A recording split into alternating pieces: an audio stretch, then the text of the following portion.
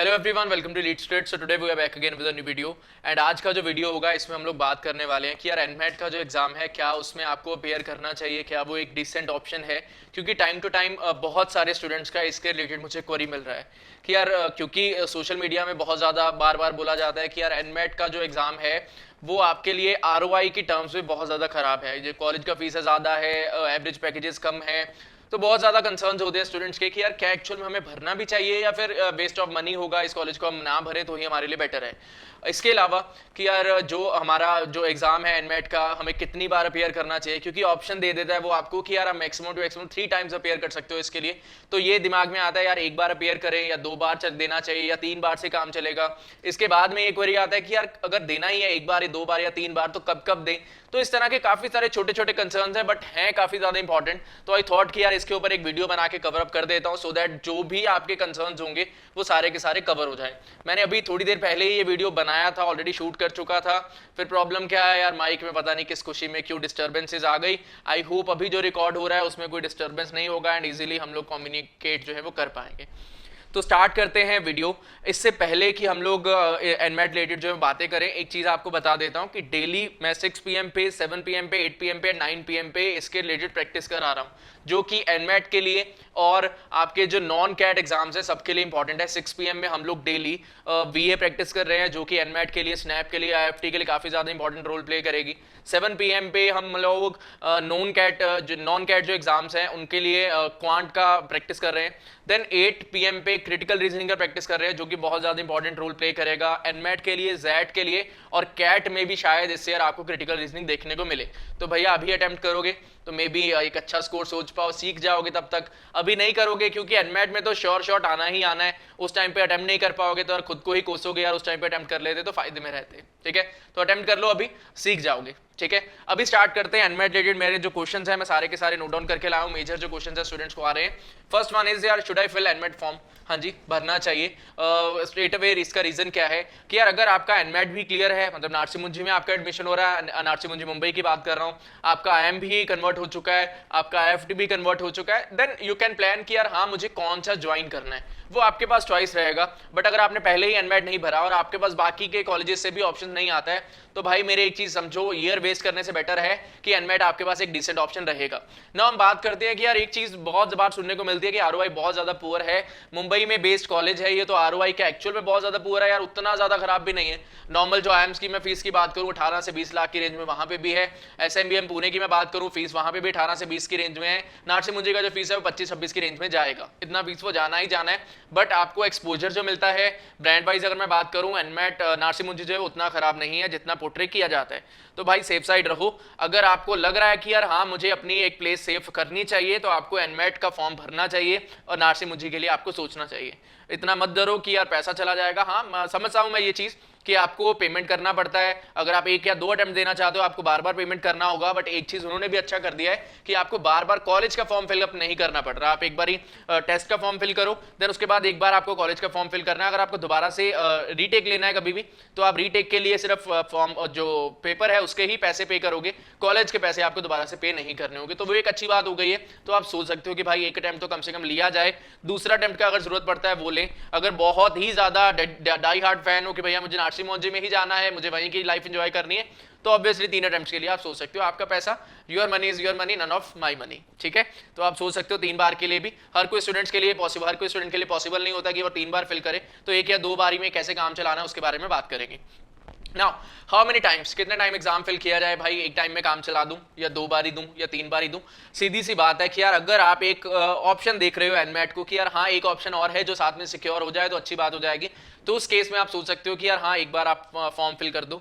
फायदा क्या है आपको एक बार फॉर्म फिल करने से कि यार आपका एक जो श्योर शॉट रहेगा कि यार हाँ एक ऑप्शन है मेरा, वो सिक्योर हो गया है। और किस टाइम पे एग्जाम देना है, जो आप 1 स्लॉट या 2 स्लॉट या 3 स्लॉट 3 बार दोगे, वो किस टाइम पे देना है उसका इंपॉर्टेंस ये है कि यार आप जो है वो एग्जाम सोचो कि यार आप कैट के आसपास का कोई डेट जो है वो पिक करो।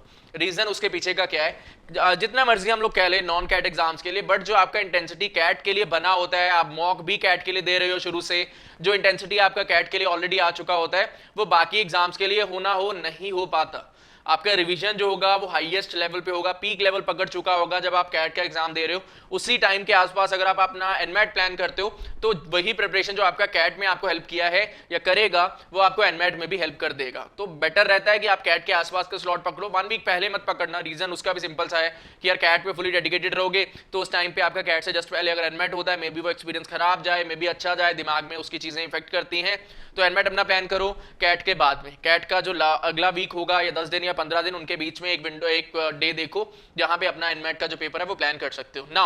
अगर आपको दूसरा अटेम्प्ट देना है, उनके लिए जिनको लग रहा है यार फर्स्ट अटेम्प्ट में वो मैं खास नहीं कर पाया, मैं इससे बेटर और कर सकता हूं, मुझे सेकंड अटेम्प्ट देना चाहिए, तो आप सेकंड अटेम्प्ट के लिए सोचो। अगर आपको लग रहा है यार हाँ मैंने बेस्ट शॉट दे दिया है, तो दूसरा अटेम्प्ट या तीसरा अटेम्प्ट लेने का सोचने का जरूरत नहीं है ना।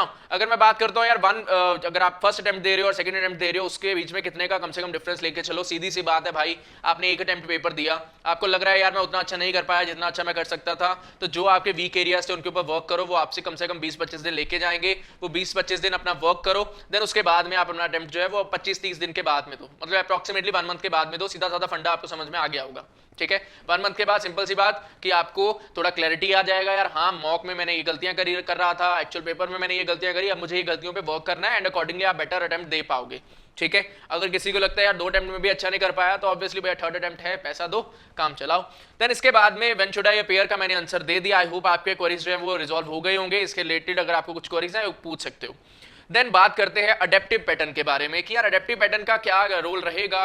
नॉर्मल पेपर तो चलो ठीक है हम लोग दे रहे थे, बट अब अडेप्टिव हो गया है तो क्या इसमें रोल जो है वो प्ले होने वाला है।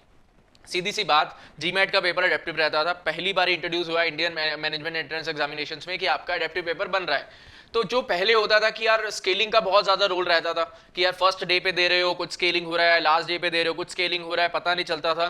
बट अब मुझे लगता है क्योंकि अडेप्टिव हो चुका है तो स्केलिंग का कोई बहुत ज्यादा रोल नहीं रहेगा।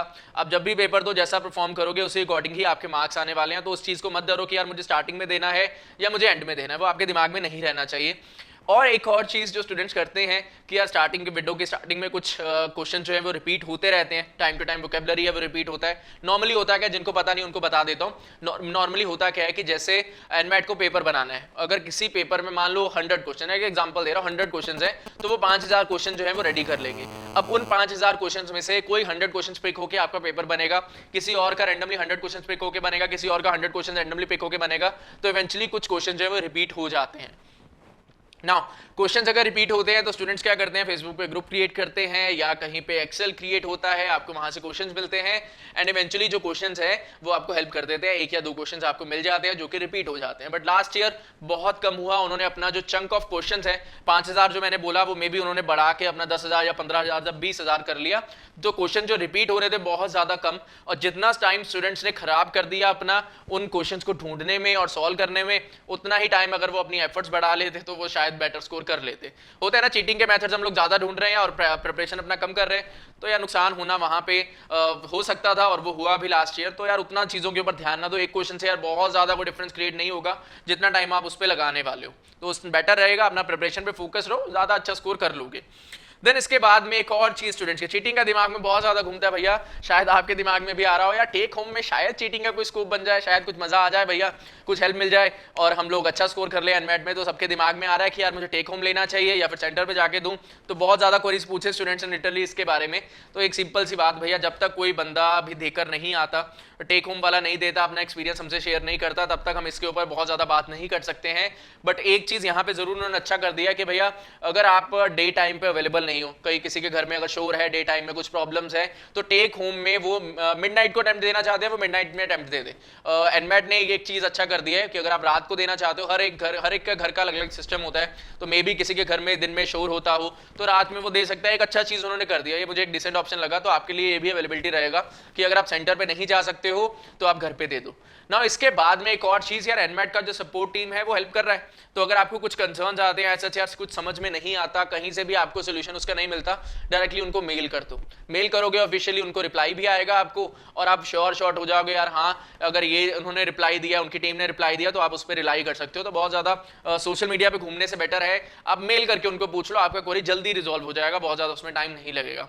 देन इसके अलावा जो थोड़ा सा टिप्स के बारे में बात करते हैं हम लोग अडेप्टिव पैटर्न के ऊपर, कि जनरली होता क्या है हर एक मॉक में भी स्टूडेंट्स के साथ क्या होता है कि एक क्वेश्चन पकड़ते हैं, ईगो पे लेते हैं, दिल दुखता है कि यार ये सॉल्व कैसे नहीं हो रहा, ये तो मुझे आता है, मैं करके रहूंगा, दिमाग में भूत सवार हो जाता है, तो हम लोग उसमें टाइम इन्वेस्ट करते हैं। बट यहाँ पे क्योंकि अडेप्टिव है, आपको ये पता नहीं चलेगा कि भैया आने वाले क्वेश्चन में कैसा है कैसा नहीं है। नॉर्मल पेपर में तो आप नेक्स्ट क्वेश्चन फटाफट से मूव करके वापस आ सकते हो, बट यहाँ पे वो सीन नहीं है। तो सिंपल सादा फंडा अपना क्या है कि यार अगर कोई क्वेश्चन डिफिकल्ट लग रहा है तो वो बाकियों के लिए भी कहीं ना कहीं डिफिकल्ट होगा, उसको जल्दी से जल्दी अटेम्प्ट, क्योंकि अटेम्प्ट करना है, बिना अटेम्प्ट किए आगे बढ़ नहीं सकते, तो कैलकुलेटिव अगर गैसेस लेने पड़ते हैं तो लो।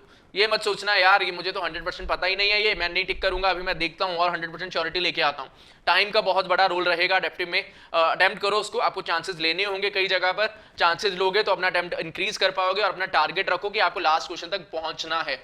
लास्ट क्वेश्चन पहुंचने का मतलब क्या है, जो भी इजी क्वेश्चंस होंगे सारे के सारे आप करेक्ट कर चुके होंगे, मे बी मीडियम लेवल के भी कर जाओ और एक अच्छा स्कोर जो है अपने लिए सोच सकते हो। ठीक है, एनमैट का ओवरऑल लेवल ऑफ डिफिकल्टी की अगर हम बात करते हैं, यार बहुत ज्यादा कोई डिफिकल्ट पेपर नहीं आता है, मॉडरेट लेवल रहेगा या इजी टू मॉडरेट रहेगा, बहुत ज्यादा कुछ चेंजेस ना सोचो कि यार बहुत ज्यादा कुछ हाई फाई लेवल का आ जाएगा, नहीं आता। पुराने जो एक्सपीरियंसेस हैं वो नॉर्मल लेवल का आता है, मे बी किसी पेपर में क्रिटिकल रीजनिंग थोड़ा सा ऊपर चला जाए तो सब्सिक्वेंटली जो बाकी टॉपिक्स होंगे वो नीचे के लेवल के बनेंगे, वो होता है। अगर एक टॉपिक लेवल बढ़ाएगा तो बाकी टॉपिक से लेवल कम करेगा, ये हर बार होता है। किसी को अगर ग्रामर डिफिकल्ट आ रहा है तो उसको आरसी इजी आ रहा होगा, किसी को आरसी डिफिकल्ट आ रहा है तो उसको ग्रामर या वोकैब इजी आ रहा होगा, तो ये चीजें चलती रहती हैं। तो अपना फंडा यही क्लियर रखो कि यार अटेम्प्ट बढ़ाना है, लास्ट क्वेश्चन तक अगर पहुंच गए तो अपना काम जो है वो बन जाएगा। ठीक है, ये सब बातें थी एनमैट ओरिएंटेड, आई होप समझ में आया होगा। टाइम मैंने वेस्ट करने का बिल्कुल भी ट्राई नहीं करा है, क्विकली जितना जल्दी मैं आपको अपडेट दे सकता था उतना जल्दी मैंने अपडेट देने का ट्राई किया।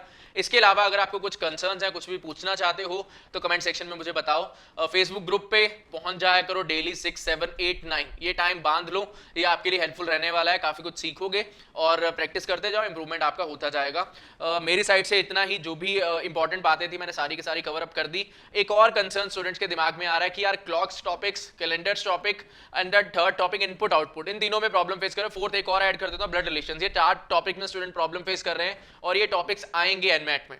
तो जो भी आपको प्रॉब्लम है टेंशन ना लो, सेशन कनेक्ट करा के मैं खत्म कर दूंगा। लाइव सेशन में हम लोग पूरा डिस्कस करेंगे डिटेलिंग में, सो दैट आपको एक एक चीज आपके दिमाग में एकदम अच्छे से बैठ जाए। ठीक है, सो आज के लिए इतना ही। आई होप आपको मजा आया होगा, समझ में आई होंगी सारी चीजें। अगर कुछ क्वेरीज हैं आप पूछ सकते हो। That is all from my side, thank you and happy learning, all the best. पढ़ते रहो और आगे बढ़ते रहो। Bye bye.